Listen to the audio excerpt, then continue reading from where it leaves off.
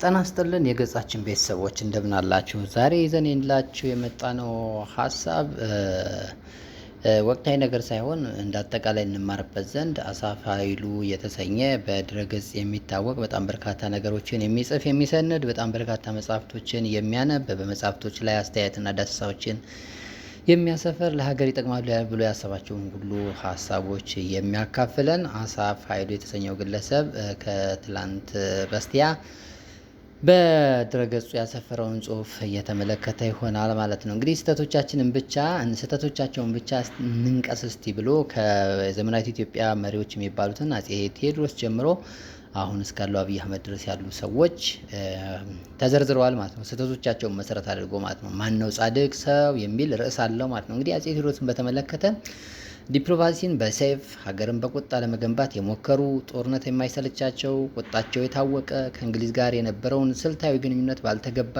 የደብዳቤ ውዝግብ አበላሽተው የሀገራቸውን ሉዓላዊነት ያስደፈሩ ከቤተ ክህነት ጋር የከረረ ቅራኔ ውስጥ የገቡ ጨካኝ እርጋታ የጎደላቸውና መካሪ ያጡ የቁጣ ንጉስ ነበሩ ሲል ስህተት እንንቀስ ባለው መሰረት ስህተታቸውን አስቀምጧል ማለት ነው። ያጼ ቴዎድሮስን የአጼ ዮሐንስን በተመለከተ ልክ እንደዚሁ አጼ ዮሐንስ እንግሊዞችን ከልክ በላይ ያመኑና ለቅኝ ግዛት ዓላማቸው የተባበሩ የባህረ ኤርትራ የባህር በር ላይ የጸና ስልታዊ አቋም ማራመድ የተሳናቸው አሉላን ገድበው የያዙ የራሳቸውን መንግስት ለባላደራ ለባዕድ ወረራ ያጋለጡ ሃይማኖትን በወታደራዊ ዘመቻ ለማስፋፋት የሞከሩ ጭካኔ የተሞላባቸውን ዘመቻዎች ያካሄዱና ከአንዱ ቀምቶ ለሌላው መስጠትን እንደ ፍትህ የቆጠሩ ንጉስ ነበሩ ብሎ ትችቱን አስቀምጧል ማለት ነው። ምክንያቱም ጻድቅ የሚባል ነገር የለም የሚለውን ለማሳየት ስለፈለገ ነው። የሰሩት መልካም ስራ እንዳለ ሆኖ ማለት ነው።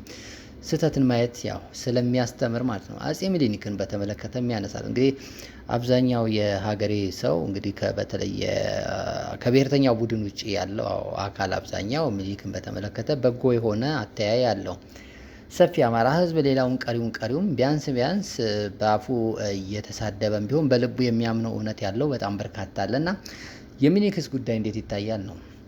አጼ ምኒልክ ለተለየ የሀገር ዙፋን የመገዛት አሻፈረኝ ባይነታቸው ያየለ አመፀኛ ከጣሊያኖች ጋር ባደረጉት የፖለቲካ ቁማር ከባድ መዘዝ ያመጡ ለሀገር አንድነት ከንጉሠ ነገስቱ ጋር ከመሰለፍ ይልቅ የራሳቸውን የሸዋን ጉልበት ማጠናከርን ያስቀደሙ የጅቡቲን የባቡር መስመር ስምምነት ለአጭር ጥቅም አሳልፈው የሰጡ የውጫሌን ውል በመፈረም የኤርትራን መቆረስ ያጸደቁ የሀገርን አስተዳደር በአደራና በዘውድ ተተኪነት ብቻ ለማስቀጠል የሞከሩ ንጉስ ነበሩ ይላል። ትችቱ በጣም ትክክለኛና መሰረታዊ ሆኖ የምናየው እንግዲህ ከሚኒሊክ በኋላ በተለይ ያው ይላል በዘውድ ተተኪነት ብቻ ለማስቀጠል የሞከሩ ብሎ የሚያነሳውም ለዛ ነው። የዘውድ ተተኪ አድርገው እያሱን ሲሾሙት የሸዋ መኳንንት እያሱን ገልብጠው ተፈሪን ሲያነግሱት እንግዲህ ከዛ በኋላ የተከተለው በተለይ እስከ ጣሊያን ወረራ ድረስ የተካሄደው 14 የሚሆን ጦርነት ምን ያህል ኢትዮጵያን ባለችበት እንድትረግጥ ሀገሪቱ ወደ ኋላ እንድታሽቆለቁል አግኝታ የነበረው ሞገስና ዝና በተለይ በምዕራባውያን ዘንድ በአውሮፓውያን በቅኝ ገዢዎች ዘንድ ያላትን ተፈሪነት መልሳ እንድታጣ እንድትሸረሸር ለጠላት ተመልሳ እንድትዘጋጅ ከፍተኛ ሚና የተጫወተ ማለት ነው። የባቡር መስመር ለማስገንባት ሲባል ለአጭር ጊዜ ጥቅም ሲባል እንደ ጅቡቲ ያሉ ግዛቶችን አሳልፎ መስጠት፣ እንደ ኤርትራ ያሉ ቦታዎችን ደግሞ በዛ በአስቀያሚ ውል ከአድዋ ጦርነት በፊት የተደረገው ውል ማለት ነው። ውሉ ነው ችግር ያለበት እንጂ በጦርነቱ ጊዜማ ከዛ በኋላ እንቀጠል ቢሉ ያው የሚደርስባቸው ውርደት እንደሆነ ያውቁታል። ከዛ በተረፈ ደግሞ አጼ ዮሐንስ ጋር በነበራቸው ግንኙነት ወቅት የራሳቸውን ስልጣን ሲያጠናከሩ እንጂ ለንጉሱ ተገዢ ሆነው ሀገር እንደ ሀገር እናቁም የሚለው ላይ ሚና ቢኖራቸው ኖሮ ይሄን የኢትዮጵያ የት በደረሰች የሚለው በጣም መሰረታዊ ነገር ነውና ስህተት መንቀስ እስከሆነ ድረስ ይሄ ትልቅ ስህተት ነው። ወደ አጼ ኃይለ ሥላሴ ይመጣል ጸሐፊው።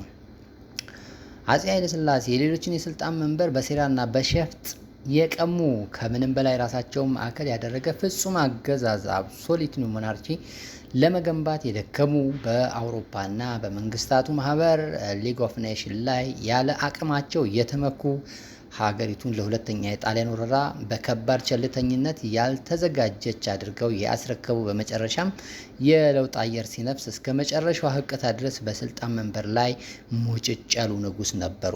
የማይካደው ሀቅ። ይህም በጣም በጣም በጣም አስገራሚ እይታ ነው።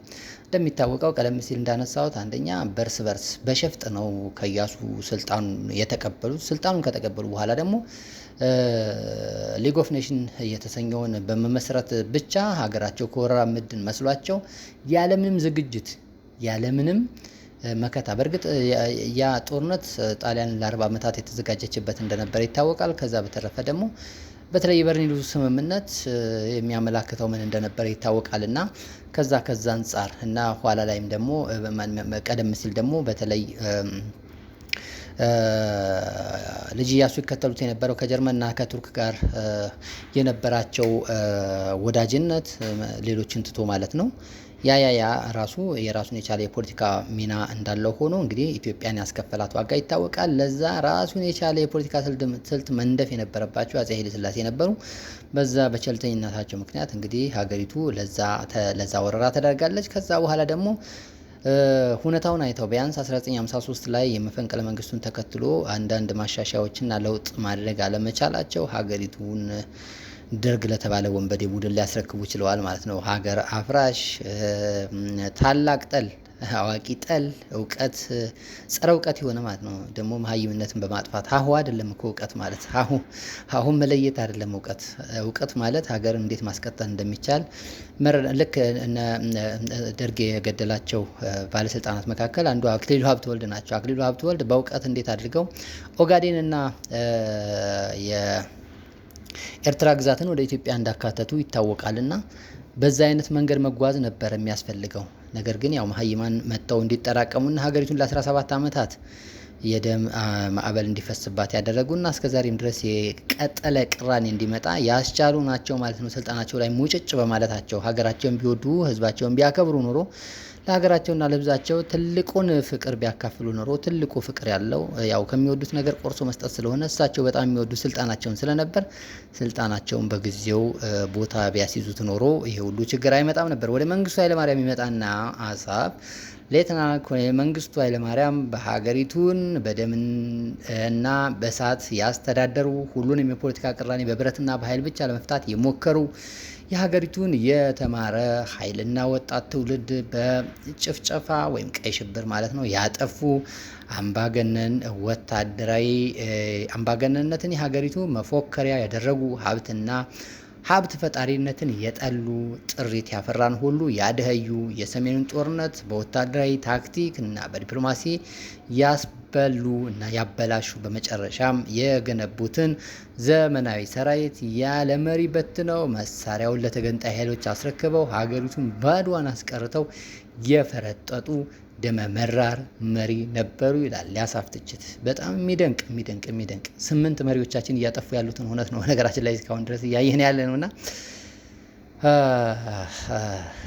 ያን ሁሉ መሳሪያ እንግዲህ አፋቤት ምንድን ነው ይላል። ከተያዘ በኋላ ደግሞ አፋቤት ወርቅ አይበጣበት ነው አይበጣም። እዛ የተያዘው መሳሪያ እዛ ቦታ ላይ አዛዥ የነበረው ኮሎኔል ታሪኩ አይኔን በምን አይነት መንገድ እንደረሸነው ይታወቃል። በውሃ ቀጠነ ጉዳይ ረሽነው ከዛ በኋላ በአጭር ጊዜ ውስጥ ሻዕቢያ ያንን አካባቢ ከተቆጣጠረችው በኋላ አፋቤት ከተሰኘው ቦታ ላይ ሻዕቢያ የተቆጣጠረው የመሳሪያ ብዛት የተቆጣጠረው ታንክ ምን ወደር አለው?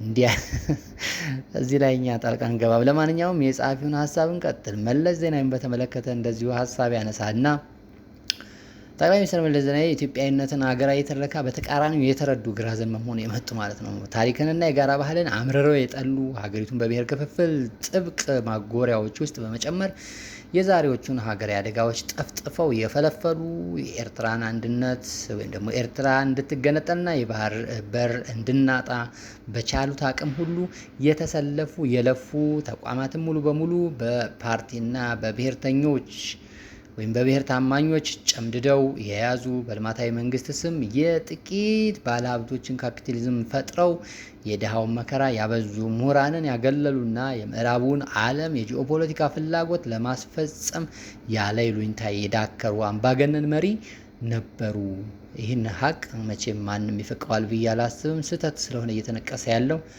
የጠቅላይ ሚኒስትር መለስ ዜናዊ ስህተት ወይም ደካማ ጎን ይሄ ነው ማለት ነው። ወደ ኃይለማርያም ደሳለኝ ሲመጣ ጸሐፊው ጠቅላይ ሚኒስትር ኃይለማርያም ደሳለኝ የስልጣን መንበሩ እንጂ የስልጣኑ ባለቤት ያልነበሩ የታሪክ አጋጣሚ ያመጣቸው አደራ ተሸካሚ ነበሩ ሲል ያልፋቸዋል። እውነት ነው። ያ ግመሎቻችን ከሚለው ተረት ውጭ ሌላ ነገር የበቃ ነገር ያልሰሩ ማለት ነው።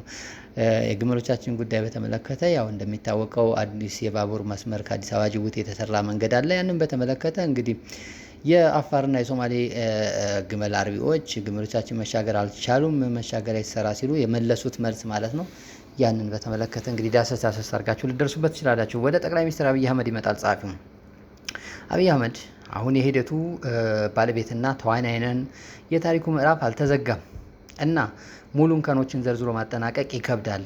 እርሱን ብዙ ውግዝ ከመአሪዎስ ስላደረሰበትን ስላወረደብን ለጊዜው ፍጻሜው እስኪታወቅ ድረስ ለታሪክ ዳኝነት እንቶ ይላል። የአብይን ገበና ከመዘርዘር ተቆጥቧል ማለት ነው ጸሐፊው በተወሰነ መጠን ማለት ነው። በኢትዮጵያ የቅርብ ዘመን ታሪክ ውስጥ ከስህተት የጸዳ በትችት ሚዛን ላይ የማይወድቅ የትኛው መሪ አለ? ሁሉም የየራሳቸው ተራራ የሚያህል ግድፈትና የታሪክ ጠጠሮች አሏቸው። ነገር ግን እነዚህ ሁሉ መሪዎች በዘመናቸው የሰሯቸውንና ለመስራት የሞከሯቸውን ታላላቅ ሀገራዊ መልካም ተግባራት እንደነበሩ መካድ ፈጽሞ አይቻልም። ትልቅ የታሪክ ድህነትም ይሆናል። ዛሬ ላይ ቆመን ያለፉትን መሪዎች ቁስል በመቆፈር አንዱን ጋኔል ሌላውን መልአክ በማድረግ የታሪክ ጎራ ፈጥረን የምንናከስበት ጊዜ ማክተም ይኖርበታል። ለዚህ ነው ቁም ነገሩ ከወደቅንበት ታሪክ ተምረን አሁንስ ምን አይነት መሪና ሀገራዊ ስርዓት ያስፈልገናል ብሎ መጠየቁ እና መነጋገሩ ላይ መስራት አለብን እያለ ጸሐፊው ትንተናውን ይቀጥላል ማለት ነው። የገጻችን ቤተሰቦች ስለተከታተላችሁ እናመሰግናለን። ገጻችን ላይክ፣ ሼር እና ሰብስክራይብ አድርጉ። ጽሁፉን መጨረስ ከፈለጋችሁ አሳፍ ኃይሉ ገጽ ላይ ገብታችሁ ማየት ትችላላችሁ። ያለፉ በጣም በርካታ ጽሁፎችም አሉት እና እነሱን መከታተል በተወሰነ መጠን እውቀትን፣ ንቃትን ስለሚጨምር እንከታተለው ባይ ነኝ። አመሰግናለሁ።